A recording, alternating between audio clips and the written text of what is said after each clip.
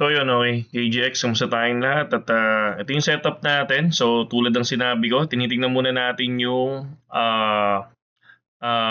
trend, no, sa higher time frame. So kapag ka mga ganito, SEC or sa gainer strategy, so ang ginagawa lang natin sa 4 hours time frame. So titingnan natin doon. Pero dito kasi kung mapapansin nyo, naka-uptrend to si SEC, no? So ngayon, kaya bumuo tayo ng gusto lang kasi natin mag-trade. So ito yung ginagawa natin sa trading competition is yung 5 minutes. So pero kinukuha natin yung structure sa 1 hour and 15 minutes and then confirmation sa 5 minutes. So, yun lang. Para at least makita nyo lang kung paano tayo kumukuha ng support and resistance. So, by June, subukan ko mag-live.